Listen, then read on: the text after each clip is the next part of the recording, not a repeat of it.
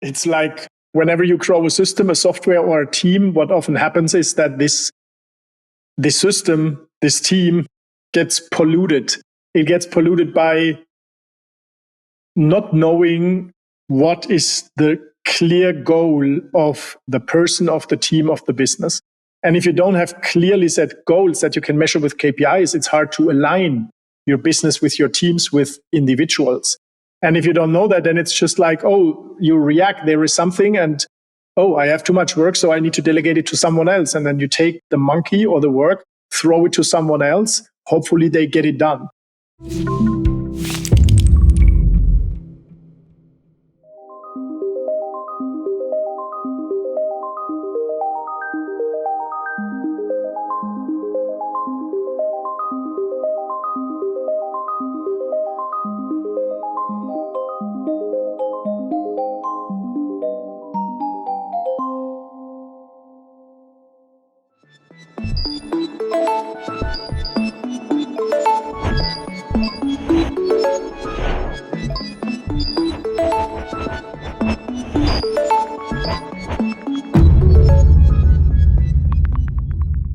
So, hello Manu, welcome to a new episode here at the Virtual Frontier, our Q&A session for this week.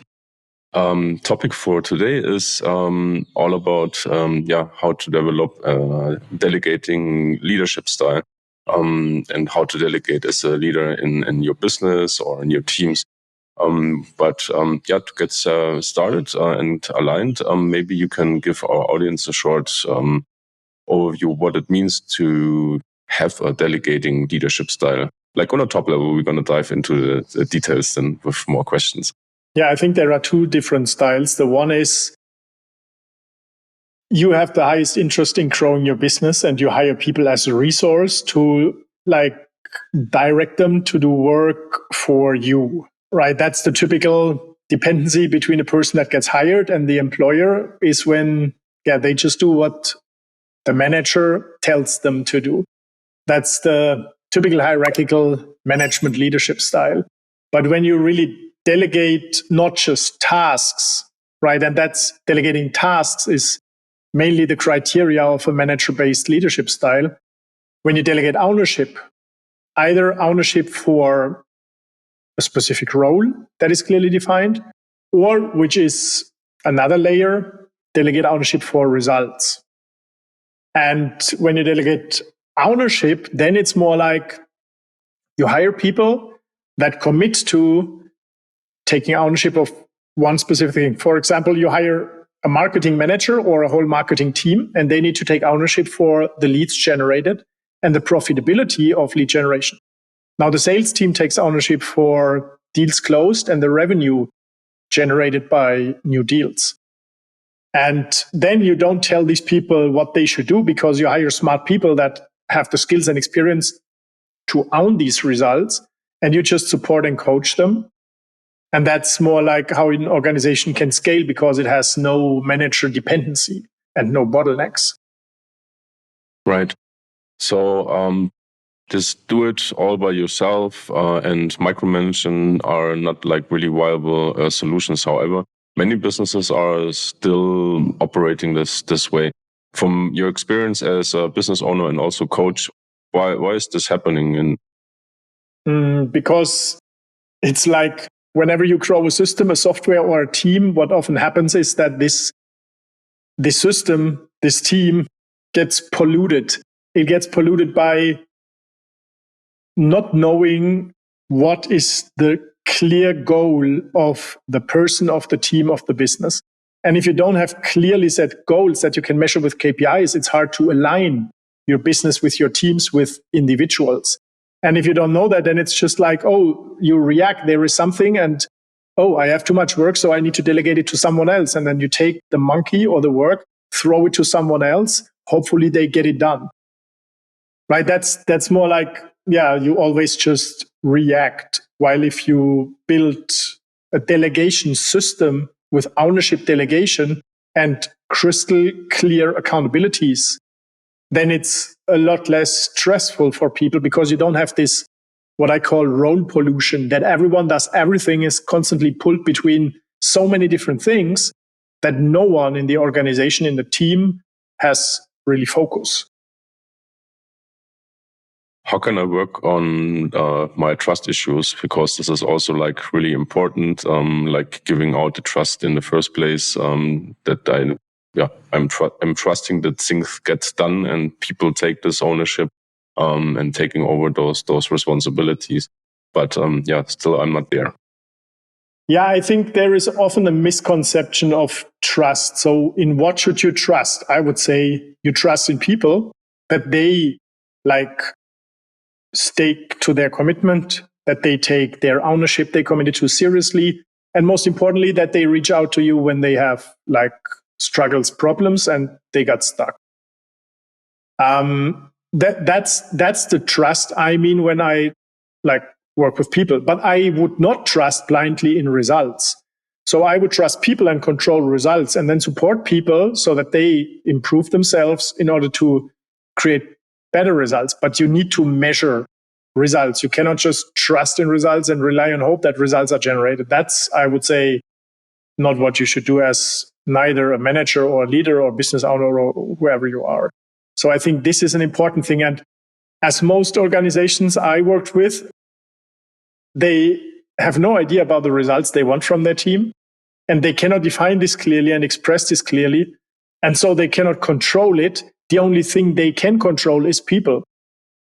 I think it's natural that we as humans, no matter which job we have, we want to have certainty and control. But the question is, what do you control? I would not control people. I would make progress and results transparent and support people so they get the outcome, the results that I really need. And that gives me certainty, right? And when my team reaches out to me saying, hey, we are not on track, we need to do this and this and that to fix it, it also gives me certainty. I feel I have control over the situation, not over people, because I don't want to control people. Yeah. You might have heard that in your coaching sessions or in your business life. I've certainly heard it. This assumption: without me, nothing gets done. Or most of the time, the things are not getting done the same way I would like to have it done. So what to do about that? It's complex because it's the longer you live with this belief set, the harder it is to change it. And when you've built a business or a team with this belief that nothing works without you since 5, 10, 15, 20 or 25 years, I mean, it's easier said than done to change this belief. And when you believe that nothing gets done without you, there is no way that things get done without you, because you will always behave as nothing would work without you. That means you always take work away from people. There are problems, you fix them. You don't trust your team to get the work done and solve the problems themselves. And that is no doubt, that's really, really hard. But it can be done, and it can be done by first forget about people, forget about processes, forget about everything. Just think about and write it down. Which results do you want from your team? It all starts with thinking from the end, from the result. And it's not so hard, right? And often when I talk, for example, to marketing managers, they tell me so confusing things what they want, right? For example, they tell me, I want a generalistic marketing strategy. And I'm, okay, what is that? And then they explain that for 15 minutes, right? And I still don't get it. And in the end, I just ask them one thing. Okay, so let's assume you have this generalistic marketing strategy. What you really want from that is new leads or new clients. And then they say yes. So that's what you want. So you start from that. You want leads. Which leads? When do you qualify them? What are the criteria? Which channels could you try? What's the message you develop to attract these people, right? And then you take this KPI and build sub KPIs that contribute to that. For example, if you want 100 leads, you need to have, let's say, 1,000 visitors on your website if your website has a conversion rate of 10%. So that's the next KPI you need to control and measure and improve, right? And to get 1,000 visitors on your website, you need to have an ad somewhere that gets you clicks. And the click should be below 50 cents would be good, right? And then you have a solid traffic source. You have a website that converts, and you can measure that so that you get qualified leads, right? And then things become a lot easier because every step can be owned by a person and improved. This is when work starts to be less complex compared to, we want the generalistic marketing strategy, which you will never get because no one knows what that is. Mm. And how do you start getting into this process? I mean, if you, as you just mentioned, maybe things have been done like 10, 15, 20 years, this old command control style. How do you start? Because you can just like switch the button and say, okay, today we are all delegating the tasks and trusting each other, because this is maybe things that have built up over the time. So where to start and how? Yeah, as I said, I would start defining the results and then work your way down. That at least gives you it rewires your brain to think not in people need to do X, people need to do what I want, but I want this result, and then what needs to be done and created and delivered so that I get the results. And then you define roles and try to find people that accept this role, right? So that's the blueprint work. But when you create this blueprint, it already helps you think differently. And when you can think differently, you can behave differently. And that's what we want, right? And then you, of course, need to find a way. The best thing is to take a non-critical goal you want to achieve, delegate it to one person or a team, and just go on holiday and see what happens.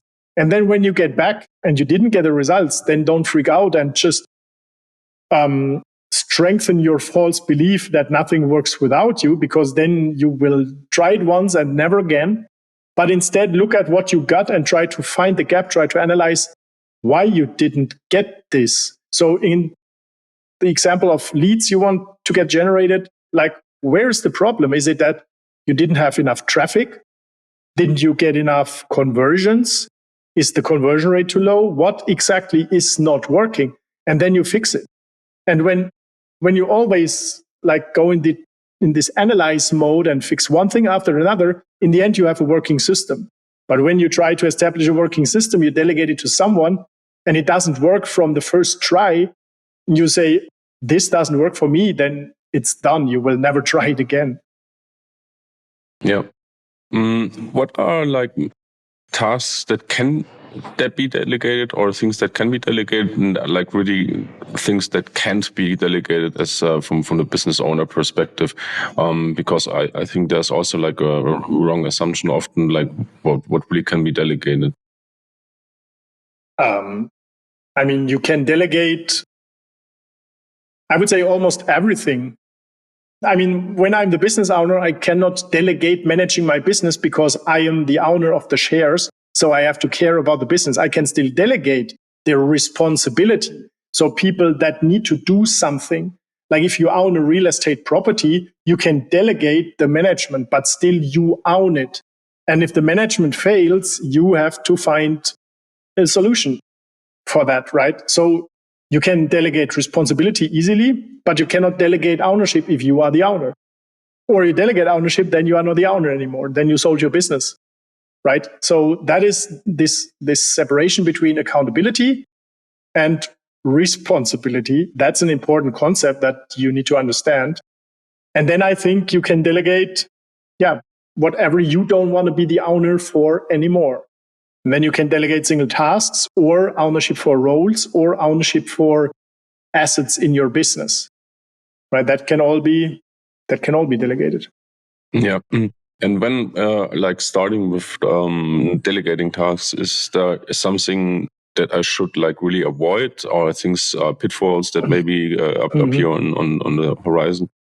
I mean, okay, let me turn that around. Yeah. Not what we should avoid, but what you should look for when you want to start delegating work to someone. It should be work that takes a huge amount of your time and is not complex, because that is easy to delegate, right? When it doesn't take a lot of your time and it's very complex, the return on investment will never come back, because it takes you a lot of time to train someone because of the complexity. And then it's just 1 hour per week. That makes no sense.